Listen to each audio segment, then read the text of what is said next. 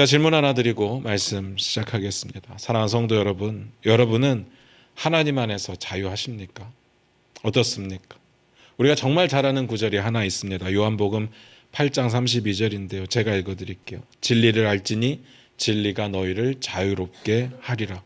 아마 다 들어보셨을 겁니다. 이 구절 안 들어보신 분은 없겠죠.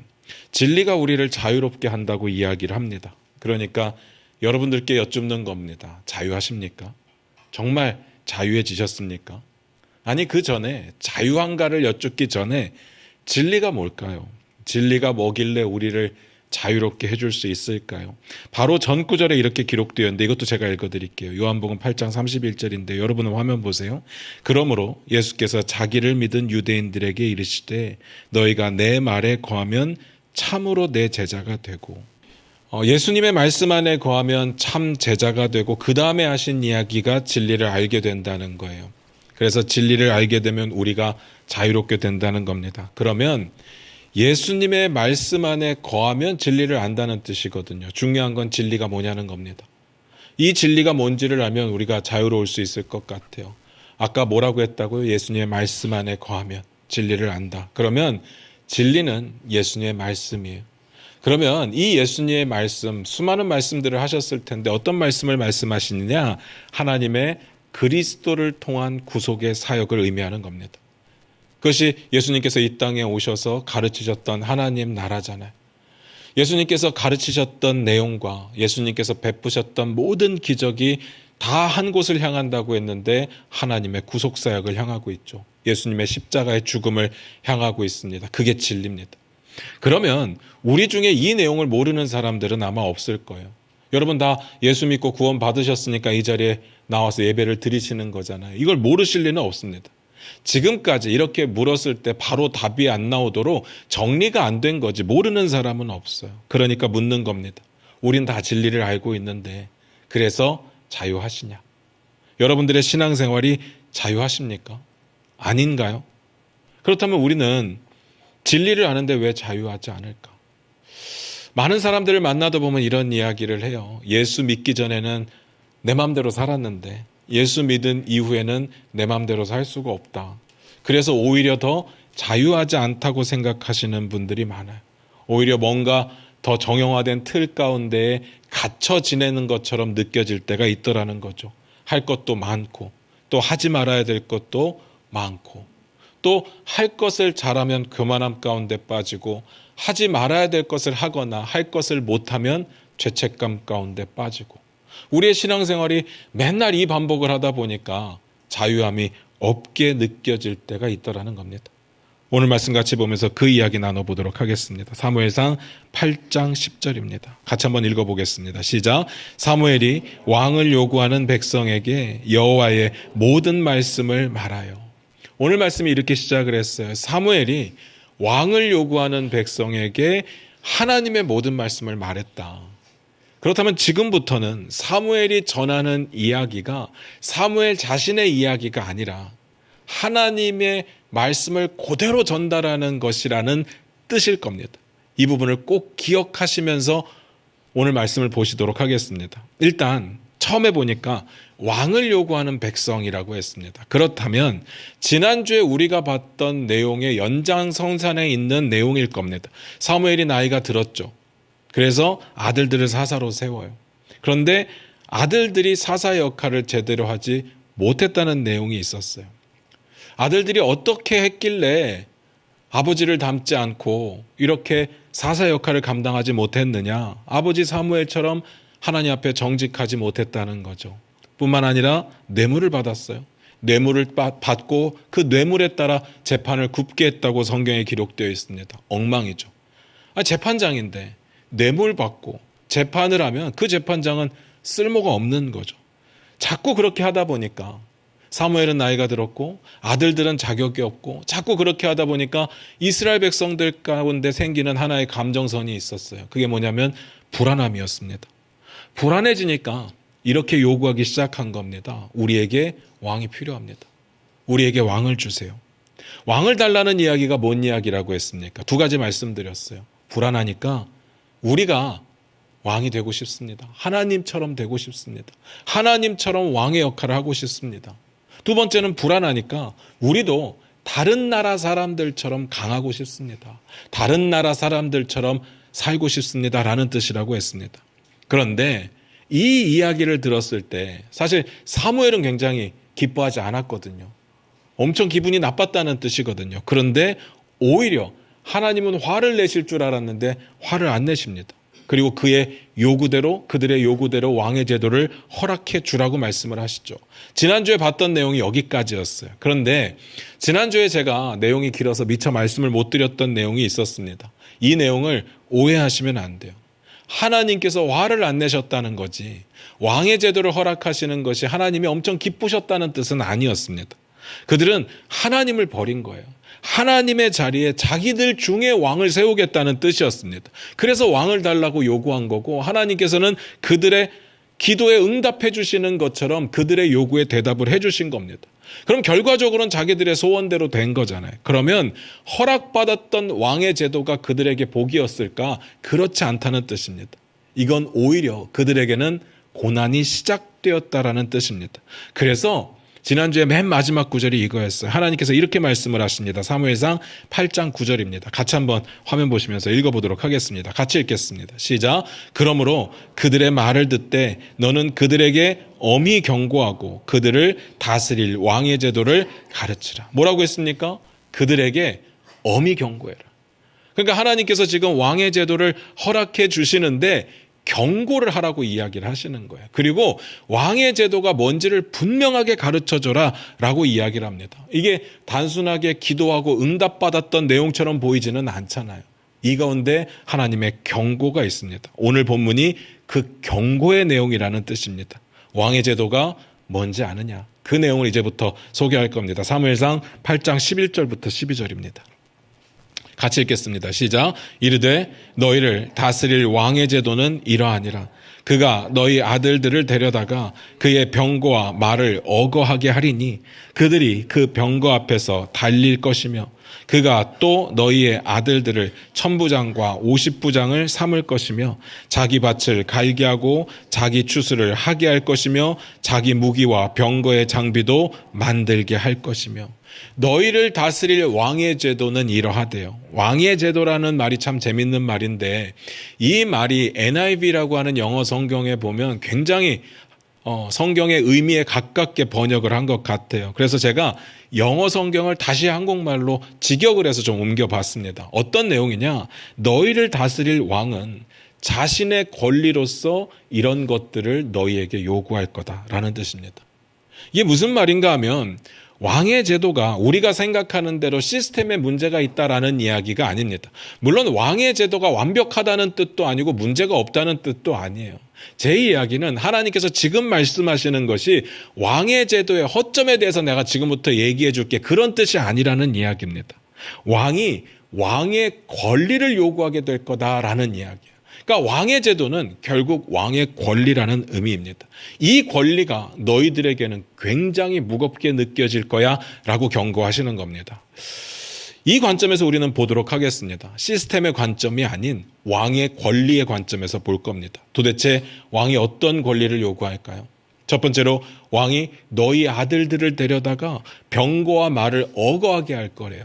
사실 내용은 하나도 어렵지 않습니다. 보면서 다 아는 내용들이에요. 다만 이 구절의 무게감을 좀 느끼셨으면 좋겠는데 지금 방금 나왔던 이야기가 계속해서 반복되거든요. 데려다가 뭘 하게 하겠다.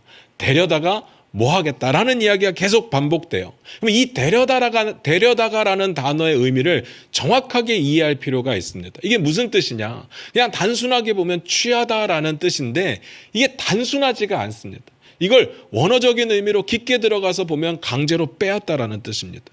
그러니까 왕이 자신의 권리 주장으로서 첫 번째 할 일이 뭐냐? 너희 아들들을 강제로 빼앗을 거야 라는 뜻입니다. 그래서 그 다음에 뭘 시킬 거랍니다. 뭘 시킨다고요? 왕의 병거와 말을 어거하게 할 거래요. 이 어거라는 말이 우리 평소 쓰는 말이 아니니까 어려울 수 있는데 뭐 몰다 끌다 그런 뜻일 겁니다. 잘 들으면 뭐 그 정도는 할 수 있죠. 왕이 괜찮으면 왕 어거하는 것이 그렇게 힘든 일은 아닐 겁니다. 어쩌면 또 명예스러운 일일 수도 있어요. 그런데 거기까지라면 명예스러울 수도 있고 거기까지라면 좋을 수도 있는데 거기서 끝나지 않습니다. 그 병거 앞에서 달려야 된대. 이게 뭔 말일까요? 달린다는 말이 뭔 말일까? 왕을 지키기 위한 일을 시킬 거라는 뜻입니다. 그러니까 이스라엘 모든 백성들에게 나를 지켜라라고 이야기를 할 겁니다. 이거를 바꿔 말씀드리면 너희 아들들은 왕을 위해서 목숨을 걸어야 돼라는 뜻이죠. 게다가 그 다음 구절은 이렇게 되어 있습니다. 1000부장과 50부장을 세울 거래요. 1000부장과 50부장이면 어쨌든 우리 입장에서 보면 그래도 간부급이죠. 뭔가 이렇게 높은 위치에 있지 않습니까? 그러면 출세한 건가요? 뭐 나름 공무원일 수 있죠. 왕이 임명하는 자리니까. 그렇게 볼 수도 있는데 이렇게 뽑힌 사람들이 뭘 하느냐? 평상시에는 행정직을 합니다. 뭐 여러 가지 맡은 일들을 감당하다가 전쟁이 나면 나가서 이제 군대의 대장으로 싸우게 되겠죠. 근데 생각을 해보시기 바랍니다. 모두가 다 이스라엘 백성들의 아들들이 모두가 다 1000부장이 되는 것도 아니고 모두가 다 50부장이 되는 것도 아닐 겁니다. 부장이 자신의 명령을 듣는 50명이 있어야 50부장이 되는 거고 부장이 자신의 명령을 듣는 1000명이 있어야 1000부장이 되는 거거든요. 그러면 직책을 맡은 사람들은 굉장히 소수고 나머지는 이 부장들의 말에 따라서 나가서 싸워라 그러면 싸워야 되고 나가서 죽어라 그러면 죽어야 되는 정말 자신의 목숨을 걸고 왕을 위해서 싸워야 되는 사람들이 되겠다는 겁니다. 그런데 그것도 끝이 아니에요. 왕이 자기 밭을 갈게 할 거고 자기 추수를 하게 할 거랍니다. 아니 내 땅이 있는데 내 곡식이 있는데 왜 왕의 것을 합니까? 왜 왕의 밭을 갈고 왕의 것을 추수합니까? 말이 안 되죠. 말이 안 되는데 왕이 데려다가 시킬 거랍니다. 그게 왕의 권리인 거예요. 왕이 권리를 그렇게 요구할 겁니다. 그리고 그 다음에 뭐라고 되어 있어요? 왕의 무기와 병거의 장비도 만들게 할 거래요. 전쟁이 없는 평상시에는 그냥 자신의 삶을 살면 좋을 것 같은데 그때는 전쟁을 준비해야 됩니다. 잘 생각해 보세요. 사사시대하고 비교되는 장면이에요. 제가 사사시대에 대해서 이야기를 말씀드릴 때 어떤 이야기를 드렸는가 하면 사사시대는 군대가 없습니다. 군대를 훈련할 필요가 없습니다. 전쟁을 준비할 필요가 없습니다라고 말씀을 드렸어요. 그냥 있으면 돼요. 그러다가 전쟁이 나면 하나님께서 사사를 세우실 거고 사사가 나가서 전쟁을 이기게 할 겁니다. 물론 하나님이 하시는 거니까 그 전쟁은 승리하게 되어 있어요. 그런데 이제 왕의 제도로 바뀌게 되면 그들은 전쟁을 준비해야 돼요. 군대를 뽑아야 돼요. 그리고 군대에 그 장비들을 만들어야 돼요. 훈련을 해야 됩니다. 그 일을 하게 될 거라는 겁니다. 설마 진짜로 이렇게까지 할까요? 아들들 데려다가 왕 지키라고 하고 그리고 왕의 밭을 갈게 하고 추수를 하게 하고 전쟁을 평상시에 준비하게 하고 여러분 솔로몬 죽었을 때 한번 생각해 보시길 바라요. 솔로몬의 아들 르호보암이 왕이 되거든요. 그때 찾아왔던 한 사람이 있었습니다. 누군지 아십니까? 여로보암이요. 요즘 큐티 본문에 계속해서 등장하는 사람이잖아요. 느밧의 아들 여로보암의 길에서 떠나지 않았다. 이 말이 계속 반복되잖아요. 악한 왕의 선조급 되는 사람입니다. 여로보암이 원래는 솔로몬 때 감독관의 역할을 했어요. 공사를 감독하는 감독관의 역할을 했는데 솔로몬이 굉장히 인정하던 사람이었습니다. 그런데 솔로몬이 죽고 나니까 그리고 아들이 왕이 되니까 그 아들에게 찾아와서 여로보암이 부탁을 합니다. 당신의 아버지가 왕일 때 성전 건축도 오래 하고 왕궁도 오래 하면서 우리가 우리의 삶을 살지 못했습니다. 너무 힘들었습니다. 그러다 보니까 삶이 피폐해졌습니다. 그러니까 당신이 새 왕이 됐으니까 조금만 일을 줄여주면 그러면 우리가 우리의 삶도 좀 살아내고 당신을 열심히 섬기겠습니다라고 부탁을 했어요. 그런데 그 아들 되는 르호보암에 뭐라고 대답을 하느냐? 열왕기상 12장 14절인데 우리 화면 보시면서 같이 한번 읽어볼게요. 같이 읽겠습니다. 시작. 어린 사람들의 자문을 따라 그들에게 말하여 이르되 내 아버지는 너희의 멍에를 무겁게 하였으나 나는 너희의 멍에를 더욱 무겁게 할지라. 내 아버지는 채찍으로 너희를 징계하였으나 나는 전갈 채찍으로 너희를 징치하리라 하니라. 이게 왕이에요. 왕의 제도가 이렇다고요. 왕은 이렇게 자기 권리를 마음대로 요구하게 될 겁니다. 이걸 누가 막을 수 있어요? 왕인데요. 왕이라니까요. 그 다음 볼까요? 사무엘상 8장 13절입니다. 같이 읽겠습니다. 시작. 그가 또 너희의 딸들을 데려다가 향료 만드는 자와 요리하는 자와 떡 굽는 자로 삼을 것이며 이번에도 똑같아요. 데려다가 뭘 하게 하겠다. 강제로 빼앗아서 일을 시키겠다. 똑같은 단어가 쓰였습니다. 누구를 데려다가 어떤 일을 시키는데요? 이번에는 왕이 너희 딸들을 데려다가 향료 만드는 자와 요리하는 자와 떡 굽는 자로 삼겠대요. 그 일을 시키겠다는 뜻입니다. 왕궁의 요리사로 취직했다는 뜻이 아니에요. 나름 왕궁에서 일하는 공무원이 됐다는 이야기가 아닙니다. 딸들도, 아들들에 이어서 딸들도 자신의 노동력을 바쳐야 된다는 뜻이에요. 제가 이 내용을 보면서 딸 가진 아빠의 입장으로서 볼 때 그나마 다행인 건 딸들을 마음대로 후궁 삼겠다는 이야기가 없어서 다행이더라고요. 그리고 뭐 성적으로 어떻게 하겠다는 이야기가 없어서 다행이었어요. 그런데 잘 생각해 보세요. 진짜로 안 할까요? 왕인데요. 하나님께서 지금 왕의 제도를 제도화시켜서 왕의 제도를 이런 식으로 해라고 이야기하시는 게 아니에요. 이거는 경고입니다. 너희들이 잘 알지 못하고 구하는 것 같은데 왕의 제도는 이런 거야. 왕이 자신이 원하는 것들을 요구하는 권리가 왕의 제도야 라고 말씀하시는 거예요. 그래서 제가 앞에서 NIV에 대해서 번역을 해드렸던 겁니다. 왕이 자기의 권리를 이런 식으로 요구할 거다. 이렇게까지 요구할 거다라는 의미로 말씀하신 거죠. 그런데 생각해 보세요. 왕이 그 정도만 할까요? 그 정도로 만족하겠느냐는 질문입니다. 어떨 것 같습니까? 여러분 다윗 왕 기억나십니까? 다윗 왕이요. 자신의 가장 충성스러운 장수의 아내를 데려다가 마음대로 범하잖아요. 그리고 이거 알리바이 만들려다가 안 되니까 그 장수 죽여버리잖아요. 이게 이스라엘 역사상 가장 악했던 왕의 정말 예외적인 한 사건이 아닙니다. 이스라엘 역사상 가장 위대했던 왕 다윗 왕의 이야기예요. 다윗 왕이 이 정도면 나머지 왕들에게는 기대할 게 없는 거죠. 왕은요, 자신의 권리를 시간이 지나면 지날수록 악해지면 악해질수록 더 많은 것들을 요구하게 될 겁니다. 심각하죠. 왕의 제도가 이런 거예요. 그런데 아직 끝이 아닙니다. 그 다음이 또 있어요. 사무엘상 8장 14절을 같이 봅니다.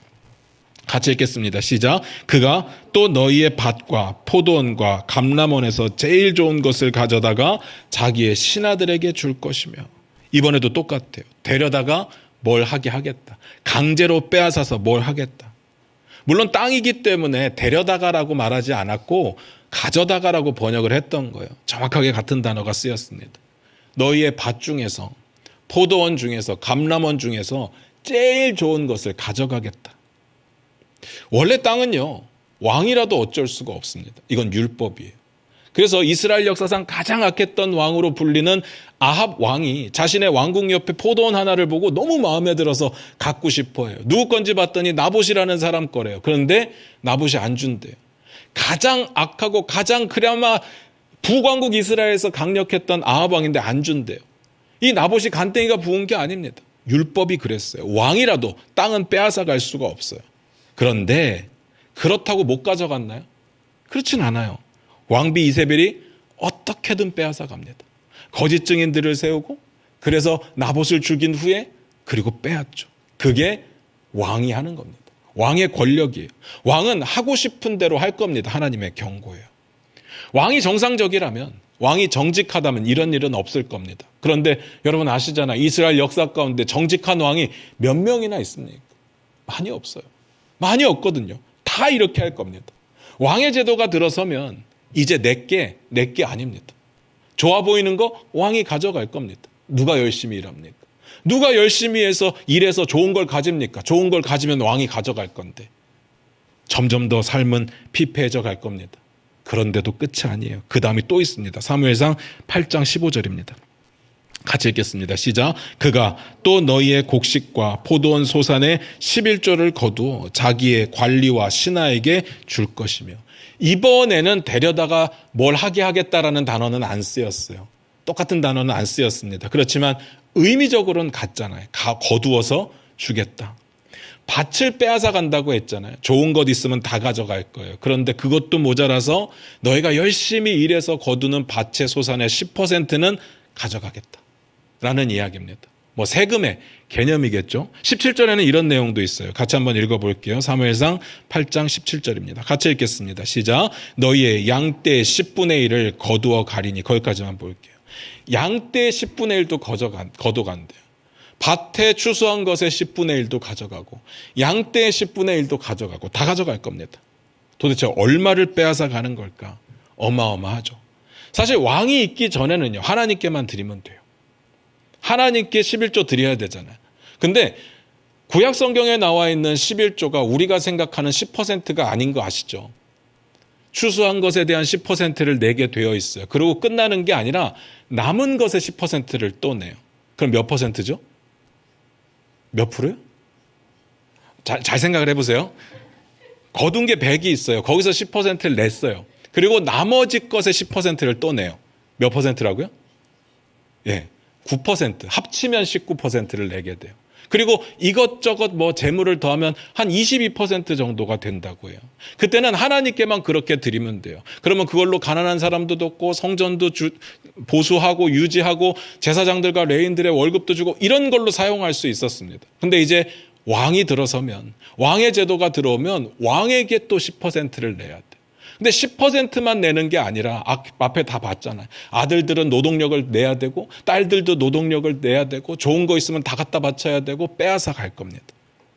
그런데 또 그것도 끝이 아니에요. 또 있습니다. 사무엘상 8장 16절입니다. 같이 읽겠습니다. 시작. 그가 또 너희의 노비와 가장 아름다운 소년과 나귀들을 끌어다가 자기 일을 시킬 것이며, 여기선 쓰였어요. 데려다가 뭘 하게 하겠다. 강제로 빼앗아서 뭘 하게 하겠다. 동일한 단어가 쓰였죠. 노비든 아름다운 소년이든 나귀들이든 끌어다가 자기 일을 시킬 거래요. 근데 여기서 소년이라고 하는 말에는 약간의 의문이 있습니다. 정말 소년들을 데리고 가나? 미소년들은 다 데리고 가서 일 시키나? 그렇게 보지는 않아요. 이게 소라는 단어와 소년이라는 단어가 약간의 혼동이 있는 단어라고 봐서 소를 끌고 간다고 보면 될 것 같습니다. 동물이니까 번역을 끌어다가라고 한 거예요. 정확하게 같은 단어가 쓰였습니다. 사람도 빼앗아 가요. 노비도 빼앗아 가고 가축도 빼앗아 가요. 10% 내야 돼요. 쭉 읽으면서 어떤 생각이 드셨어요? 여러분들에게 나라가 이렇게 한다면 살 수 있겠습니까? 지금 같으면 당장에 들고 일어나겠죠. 법적으로 해결을 하든 광화문 가서 피켓 시위를 하든 뭐든 할 겁니다. 우리가 그렇게 할 수 있다는 건 우리에게는 왕의 제도가 없다는 뜻이기도 하죠. 저는 이런 생각이 들었습니다.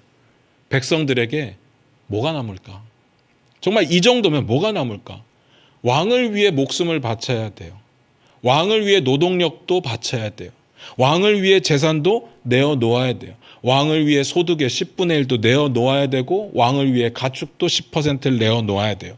노비가 있으면 줘야 돼요. 가축이든 왕이 좋아 보이는 게 있으면 다 줘야 돼요. 뭐가 남을까?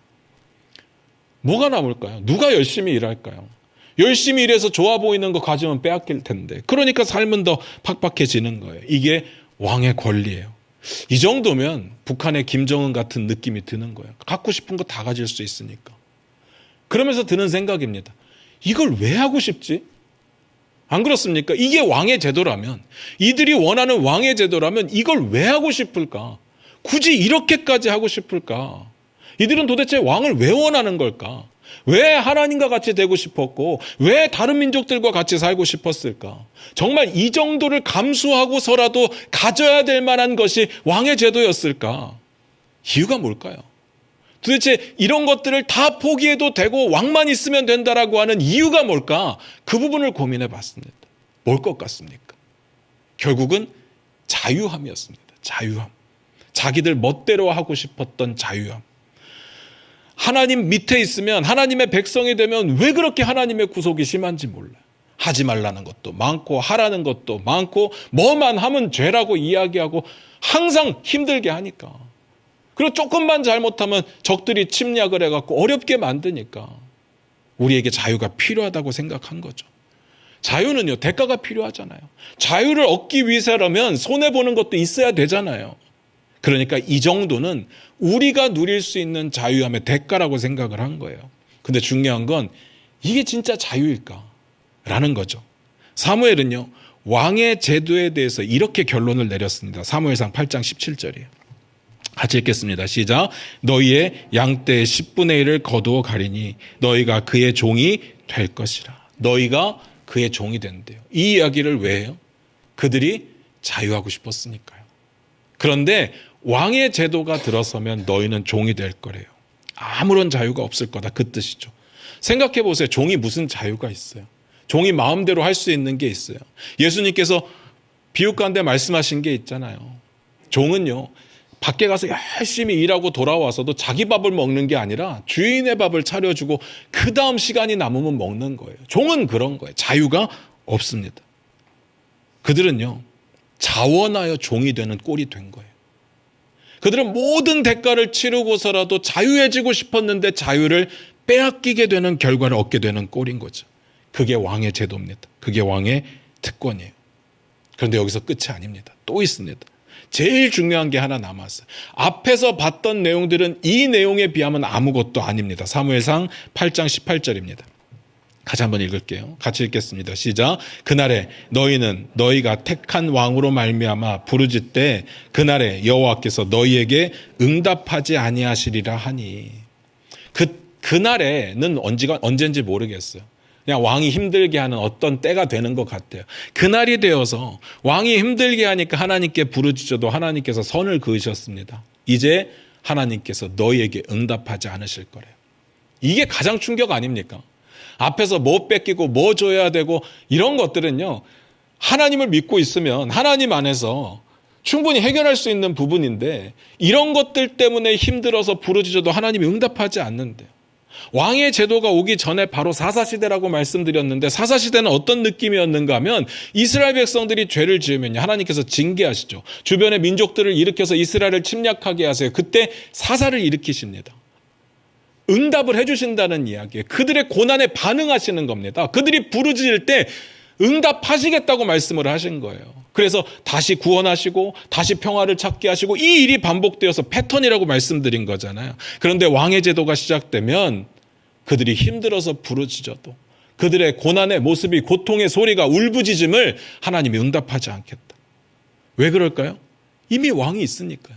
그들이 원했던 게 그거잖아요. 자기들의 왕이 해결해 줄 겁니다. 그래서 왕을 원한 거잖아요. 사사시대에는 하나님이 선택한 지도자였습니다. 그러니까 하나님이 명령하시고 하나님의 말씀을 듣는 사람을 지도자로 세웠어요. 그런데 왕은 어때요? 물론 기름은 붓죠. 기름은 붓는데 왕은요, 결국 혈통으로 돼요. 아니면 북왕국 같은 경우를 보니까 힘 있는 사람이 빼앗습니다. 왕은 그렇게 돼요. 하나님의 말씀을 듣지 않는다고요. 자기들끼리 알아서 해요. 자기들끼리 권력 싸움하다가 힘 있는 놈이 쟁취를 한다고요. 하나님께서 이게 말이 안 되니까 선지자를 보내서 내 뜻은 이거야 라고 아무리 선포를 해도 그들은 듣지 않습니다. 듣기 싫어하고요. 선지자들을 죽이기까지 합니다. 이게 왕의 제도인데 이 왕의 제도 가운데 있을 때 내가 너희를 왜 도와줘라는 이야기죠. 진짜 충격 아닙니까? 정말 말도 안 되는 왕의 제도 하나를 얻고 하나님의 응답을 잃고 하나님의 도우심을 잃어버렸어요. 이건 사기죠. 말도 안 되는 건데 속은 겁니다. 제가 지난주에 기쁜 소식에 대해서 이야기 드렸던 거 기억나세요? 사무엘이 다스리고 나서 이스라엘이 회복되고 평화를 얻게 되잖아요. 그런데 이게 단순하게 뭐 땅을 되찾았다, 더 이상 이스라엘에 전쟁이 없었다, 그런 뜻이 아니라고 했어요. 하나님과의 관계가 회복되었습니다 라는 뜻이었죠. 어떤 회복입니까? 정말 죄 많고 정말 자격 없는 이스라엘이 사무엘의 명령을 듣고 사무엘의 말을 듣고 하나님 앞에 전심으로 돌아오니까 그 자격 없던 거 다 치우고 그 많았던 죄악들 다 치우고 하나님께서 그들의 왕이 다시 되어주셨습니다. 이게 기쁜 소식이잖아요. 이게 복음입니다. 우리에게도 마찬가지입니다. 우리에게 복음이 뭐냐라고 묻는다면 대부분 다 굿뉴스라고 대답을 해요. 복음이 굿뉴스죠. 이거는 정의가 아니라 영어로 된 번역이잖아요. 복음이 뭡니까? 하나님이 우리의 왕이 되어주신 게 복음이에요. 이 땅 가운데 정말 갈 바를 알지 못하고 우왕좌왕하는 우리들에게 하나님이 우리의 왕이 되어주셨다. 그게 복음이에요. 그 내용 가운데 구원의 스토리도 포함되어 있는 겁니다. 그런데 그들이 하나님을 왕의 자리에서 패하고 자기들 중 한 사람을 왕으로 세웠기 때문에 하나님께 부르짖어도 하나님은 응답하실 이유가 없으시죠. 자기들 왕에게 부르짖었어야죠. 그런데 정말 이들이 원하는 왕의 제도가 이게 맞을까요? 정말 이런 거 다 알고 왕을 드리기를 원한 걸까요? 어떨 것 같습니까? 그렇다고요. 왜냐하면 그들은 하나님께로부터 벗어나고 싶었으니까. 하나님께로부터 자유함을 누리고 싶었으니까. 그들은요, 모든 것들을 다 감수하고서라도 자기들이 왕이 되고 자기들 멋대로 살면, 다른 민족들처럼 살면 괜찮다라고 생각을 한 겁니다. 그러면서 그들이 뭐라고 대답을 해요? 그 대답만 듣고 마칠게요. 8장 19절부터 20절입니다. 같이 읽겠습니다. 시작. 백성이 사무엘의 말 듣기를 거절하여 이르되 아니로소이다. 우리도 우리 왕이 있어야 하리니 우리도 다른 나라들 같이 되어 우리의 왕이 우리를 다스리며 우리 앞에 나가서 우리의 싸움을 싸워야 할 것이니이다 하는지라. 그들이 사무엘의 말 듣기를 거절했대요. 근데 제가 처음에 꼭 기억해 주세요라는 이야기가 있었습니다. 뭔지 기억나세요? 사무엘은 지금 자신의 이야기를 하는 것이 아니라 하나님의 말씀을 그대로 전달하는 중이라고 말씀을 드렸죠. 그렇다면 지금은 그들이 하나님의 말씀을 듣기를 거절했다는 이야기입니다. 왜요? 자유하고 싶으니까요. 더 이상 하나님께 속박받고 싶지 않으니까요. 우리 인생 우리가 살아볼게요. 당신이 왕인 게 싫습니다. 우리에게 자유가 필요합니다. 그런데 그들이 원하는 자유의 끝은 오히려 자유가 없다는 게 하나님의 경고인 거죠. 아이러니하죠. 말씀 마무리 지을게요. 우리의 입장으로 돌아와서 한번 생각을 해볼게요. 우리도 자유를 보장받았는데 왜 자유할 수 없을까? 오히려 예수 믿으면 믿을수록 뭔가 답답한 틀 가운데 들어가 있다는 생각이 왜 드는 걸까요? 왜 그럴까? 사도 바울이 갈라디아서 5장에서 이 부분에 대해서 이야기를 합니다. 갈라디아서 5장 1절을 한번 화면 보시면서 같이 읽을게요.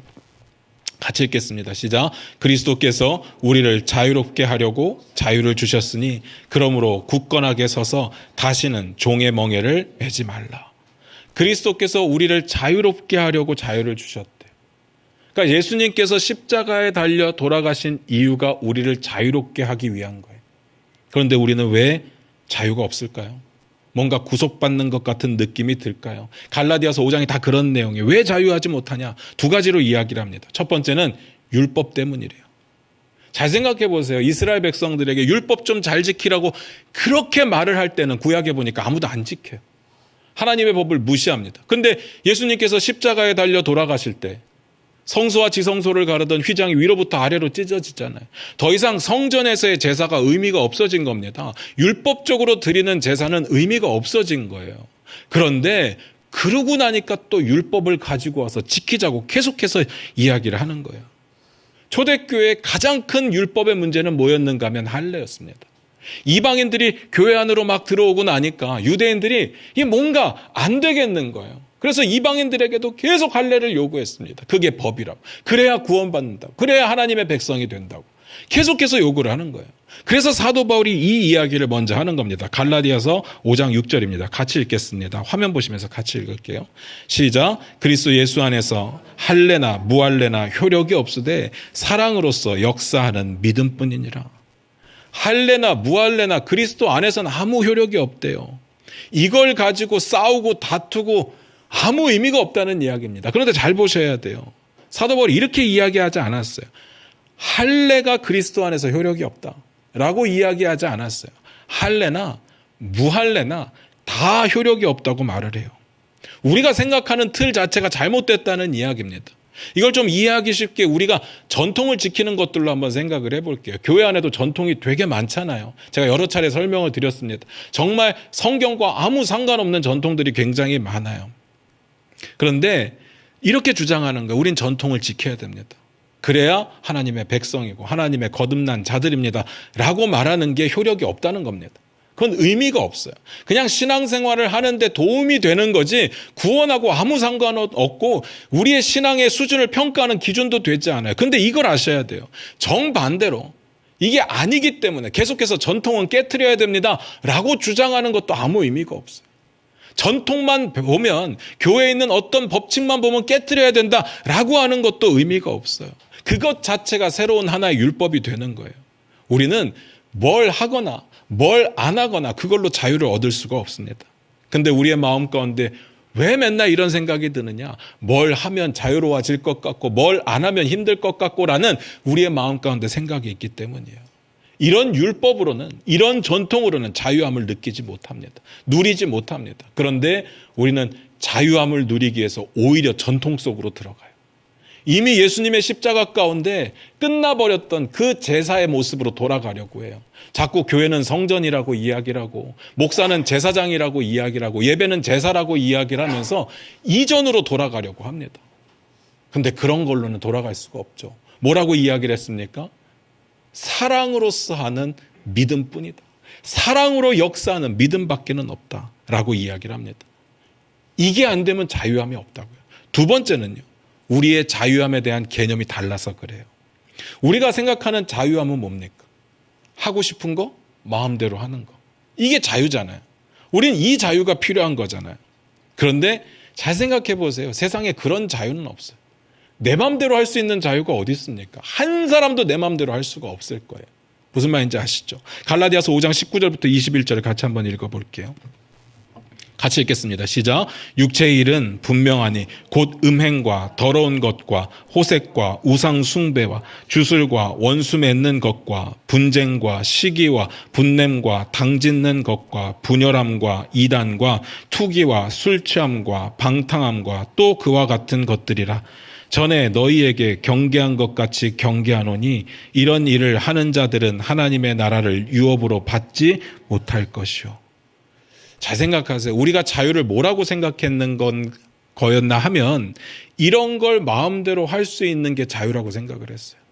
물론 안 할 거예요. 안 할 건데 우리가 할 수 있는데 안 하는 거랑 원래 하면 안 되기 때문에 못 하는 거랑은 다르잖아요. 할 수 있는데 안 하는 건 내 자유지만 하면 안 되기 때문에 못 하는 건 내 자유가 아니라고 생각을 한 거잖아요. 우린 그렇게 생각을 했습니다.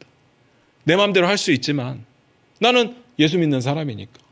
나는 그래도 사회에서 인정받는 사람이니까. 난 가정이 있는 사람이니까.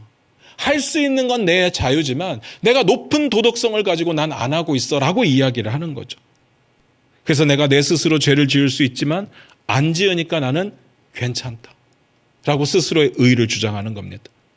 여긴 자유가 없습니다. 이건 생각을 조금만 바꾸면 내가 마음대로 하는 그 죄가 다 자유라는 이야기인데 말이 안 되는 거죠.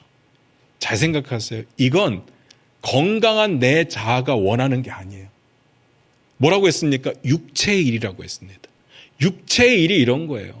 그러니까 죄악된 본성, 육체의 소욕이라고 이야기를 하죠. 정욕이라고 이야기를 하잖아요. 정욕이 우리 가운데서 마치 내가 엄청 그걸 원하는 것처럼 속이고 있는 겁니다. 그걸 내 마음대로 해도 될 것처럼 속이고 있는 거예요. 우리는 그 외침에, 그 속삭임에 속아서 이게 내 자유라고 착각을 하는 겁니다. 그런데 그런 사람들에게는 뭐라고요? 하나님 나라가 유업으로 없답니다. 오늘 이스라엘 백성들이 왜 사무엘의 이야기를 거절했을까? 처음부터 죄를 짓고 싶어서 그랬을까요? 하나님만 없으면 죄를 마음대로 지을 수 있을 텐데 라고 생각을 했을까요? 전 그렇게 생각하지 않아요.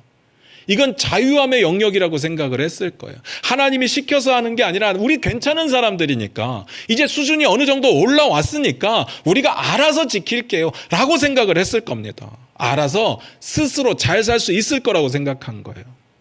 그런데 거기서들 무너지는 겁니다. 왜냐하면 그런 자유는 없거든요. 우리가 진짜로 속으로 요구하는 게 그게 아니거든요. 그건 육체의 본성이고 육체의 소욕이고 육체의 정욕이고 그것이 우리 자아가 원하는 것인 것처럼 속이는 겁니다. 그러면 우리가 누릴 수 있는 진짜 자유는 뭐냐? 성령의 인도하심을 따라 그 테두리 안에서 사는 게 자유입니다. 성경이 말하는 자유는 그거예요. 예수의 십자가로 회복된 내가 그 자아로서 원하는 게 자유인 거예요. 그러면 어떤 결과가 나타나느냐? 갈라디아서 5장 22절부터 23절입니다. 같이 한번 읽어보겠습니다. 같이 읽겠습니다. 시작. 오직 성령의 열매는 사랑과 희락과 화평과 오래 참음과 자비와 양선과 충성과 온유와 절제니 이 같은 것을 금지할 법이 없느니라. 성령 안에서의 자유는 이런 결과를 낳게 돼요. 여러분 앞에 것하고 비교해 보세요. 뭔 차이가 있는지 아시겠죠? 물론 죄와 선 이런 차이가 있겠지만 잘 보시면 죄의 욕심들은 다 누군가를 피폐하게 만들고 나 자신을 피폐하게 만들고 하나님과의 관계를 끊어지게 만드는 것들이에요. 근데 성령의 역사 가운데 이루는 것은요. 전부가 다 덕을 세우고 배려를 하고 서로에게 은혜를 베풀며 서로를 사랑하는 것들입니다.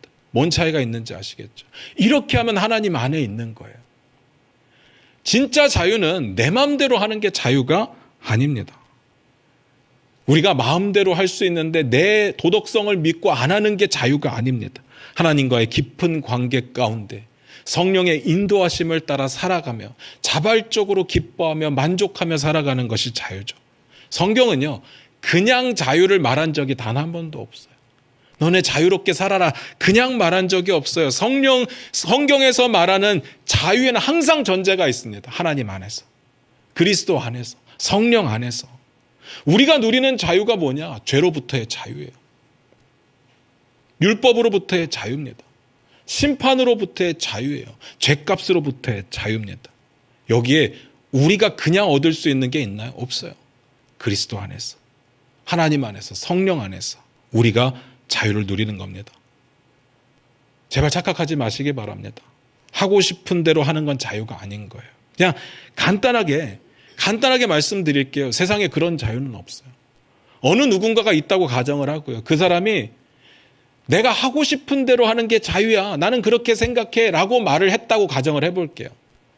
그러면 어떤 사람이 그 사람을 보면서 너 틀렸어, 그런 건 자유가 아니야 라고 이야기를 한다면 그 사람의 반응은 뭘까요?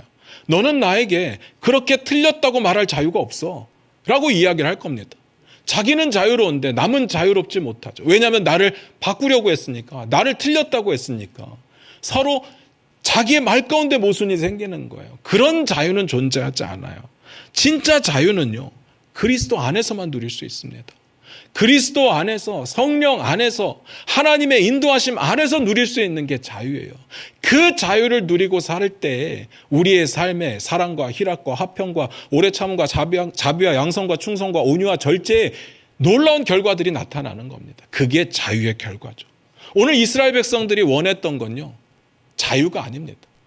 자유가 아니에요. 그냥 죄를 짓고자 하는 본성에 충실하게 반응했던 것 뿐입니다. 여러분들 어떻습니까? 여러분 자유를 누리고 계십니까? 자유하십니까? 자유하지 않다면 왜 자유하지 않았을까요? 오늘 한번 고민해 보시기를 주님의 이름으로 부탁드립니다. 자유함은요, 하나님 안에서, 그리스도 안에서, 성령 안에서 누리는 겁니다. 기도하겠습니다.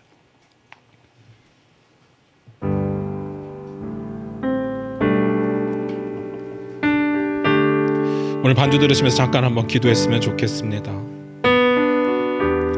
말씀 중에도 잠깐 말씀드렸듯이 많은 사람들이 오히려 예수 믿기 전이 편했다고 하는 이야기를 합니다.